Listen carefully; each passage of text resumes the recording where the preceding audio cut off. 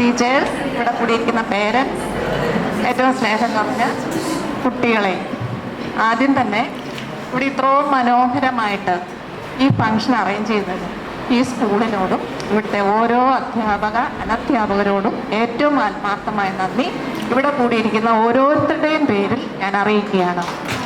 കാരണം എല്ലാ സ്കൂളുകളിലും ഒന്നുകിൽ 10ാം ക്ലാസ് ഉണ്ട്, 12ാം ക്ലാസ് ഉണ്ട്.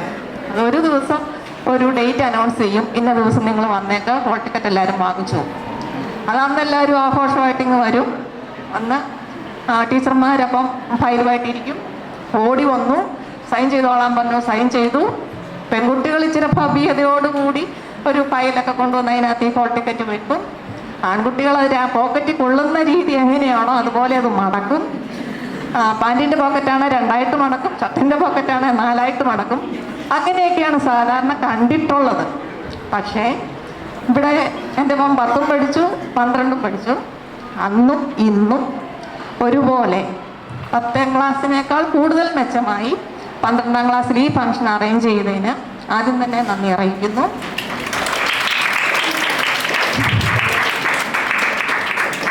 പിന്നീട് ഈ 10ാം ക്ലാസ് പരീക്ഷ എഴുതുന്ന 12ാം ക്ലാസ് പരീക്ഷ എഴുതുന്ന എല്ലാ കുട്ടികൾക്കും എല്ലാ വിജയാശംസകളും നേരുന്നു. ഇതൊന്നും ഒന്നിൻ്റെയും അവസാനമല്ല, ഇതൊരു തുടക്കം മാത്രമാണ്. കാരണം 12ാം ക്ലാസ്സുകാരെ സംബന്ധിച്ച് ഇനിയും വിശാലമായ ഒരു ലോകത്തേക്ക് അവർ ചുവടുവയ്ക്കുകയാണ്. 10ാം ക്ലാസ്സുകാരെ സംബന്ധിച്ച് ഇനിയും ഇതുപോലെ ഒരു കടമ്പ കൂടെ ചാടി കടന്നാൽ മാത്രമേ അവർക്ക് എന്തെങ്കിലും ആവാൻ കഴിയുള്ളൂ.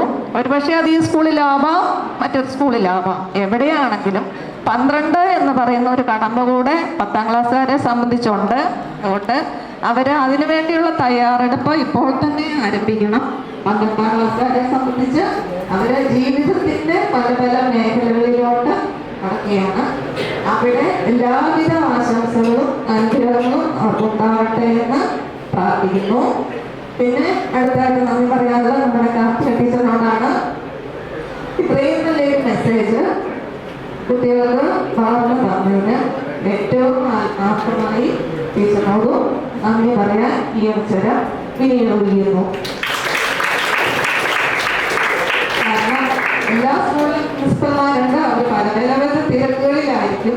അപ്പൊ ഇത്രയും സമയം കുട്ടികൾക്ക് ഇത്രയും കാര്യങ്ങൾ പറഞ്ഞു കൊടുക്കാൻ ടീച്ചർ വിനിയോഗിച്ചത് ടീച്ചറിന്റെ നല്ല മനസ്സുകൊണ്ടാണ്. ഇനി ഇങ്ങനെയൊരു അവസരം എവിടെയെങ്കിലും കിട്ടുമോ എന്നൊക്കെ നമുക്കറിയില്ല. ഏതാണെങ്കിലും ടീച്ചറിന്റെ വാക്കുകൾ അവർക്കൊരു പ്രചോദനമാകട്ടെ എന്ന് ഈ അവസരത്തിൽ ഞാൻ ആഗ്രഹിക്കുകയാണ്. അവർക്ക് എല്ലാവിധ ഭാവങ്ങളും ഒരിക്കൽ കൂടി ആശംസിച്ചുകൊണ്ട് നിർത്തുന്നു. നന്ദി.